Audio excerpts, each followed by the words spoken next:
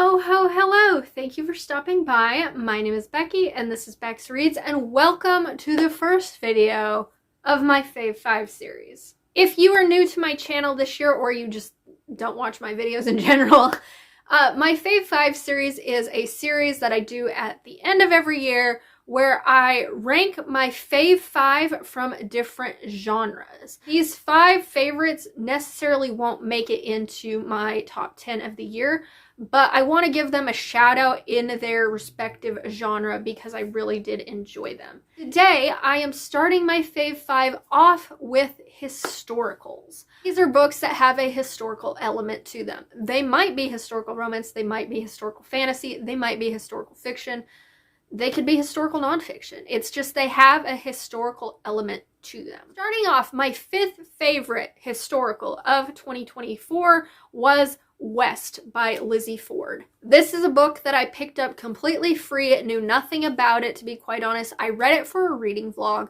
and I really enjoyed it. It is about a young woman who goes to this Old West kind of tourist town and she answers some questions about if she could go back in time and change history, would she? And she answers yes. So she ends up meeting this man who does some questionable things. He knocks her out, gets her drunk, implants her with some microchips in her brain that will help translate different languages, that will give her a history lesson of what's going on, all that, and then he sends her back to the past. And she is supposed to do something, meet somebody to alter history. And in this book, she is sent back to the Wild West, I believe the 1800s, and she is supposed to meet somebody who will change the course of history for the Native Americans. She ends up finding out that the guy who sent her to the past may not be the good guy in this scenario and want to change history for the better. She ends up finding out that she is not the first woman who has been sent back. She's one of many. And she finds out that these women all died. Somebody has killed them. So she's trying to figure out who did that.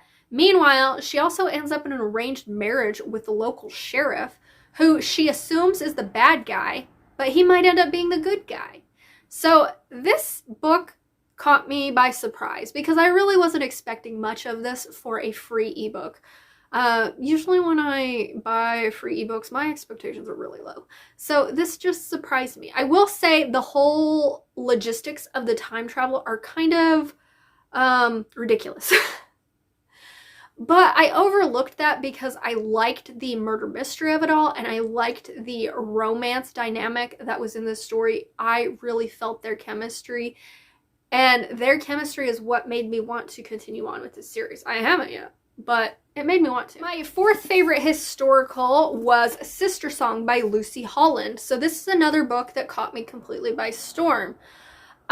In this, we're following 3 siblings who are part of this sort of pagan clan. They live in what will eventually be Great Britain, and they are trying to navigate their world, try and find out who they are.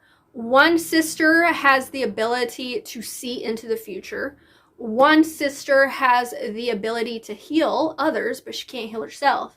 And their other sister, who sees herself as a boy, he is trying to get the people in his clan to understand why he is the way he is and how he sees himself. And he's trying to find acceptance in this world that isn't accepting him for that.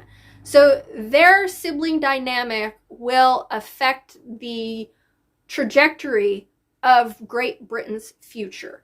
And this book, when I started it, I was just like, okay, this is an okay book. And then there got to a point where I became so invested with these siblings' lives and what was going on.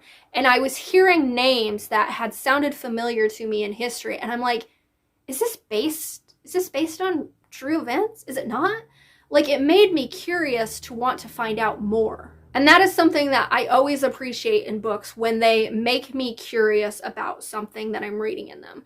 So this book had a lot of heart in it. I loved the sibling dynamic and the family dynamic and the history and the slight magical aspects to it.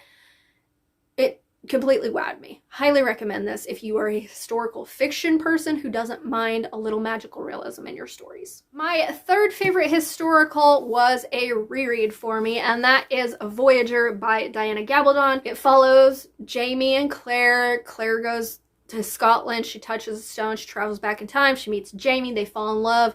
Their epic saga commences. And in this one, we are seeing Claire reunite with Jamie after some events happen.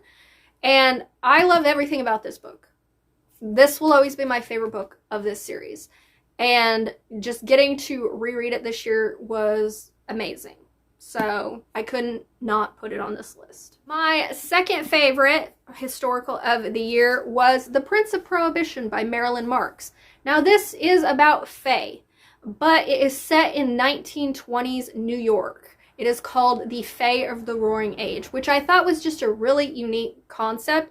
I wouldn't say it's a fantasy romance because in this one it's pretty paranormal. It takes place in a real world, in a real time, with real history, and I really enjoyed it. So we are following this young woman who lives in Georgia, and she has nightmares, she sees visions, and people think she's cursed. So when her brother gets a job opportunity in New York, she goes with him as sort of a fresh start. And there she meets Jack, who is their landlord, but he is also a dangerous fae who is in charge of New York's underbelly gangsters. And they end up in a romance together. You find out they're fated mates. This does have some Celtic mythology woven into it as well. And I really like the tension between Jack and Adeline, and I just thought this was a very unique Fae story. And my number one, my favorite historical of the year was The Weaver Takes a Wife. This is a genuine historical romance, and I think I read it for Crystal's historical romance readathon she did. I picked this one up for free as well. Plus my last name is Weaver. So when I see my last name on a book, I tend to gravitate toward it. But this was such a cute historical romance. Absolutely no spice in it, but we are following this man who comes from a working upbringing, and he inherited this manufacturer mill. So he doesn't dress the best. He talks with an accent. He's not as poised and proper as everybody else in society, but he's got a lot of money. And he ends up seeing this beautiful woman across the room at a play, and he's like, I'm gonna marry her. But she ends up being this really hoity-toity, spoiled, I think she's a daughter of a duke. And she looks at him and she's like, absolutely no way, this guy is not up to my standards. I want nothing to do with him. But her father has some gambling debts. So he goes to her father and he's like, I will pay off your gambling debts if you let me marry your daughter. Like, set that up. So he does. So they are put into an arranged marriage.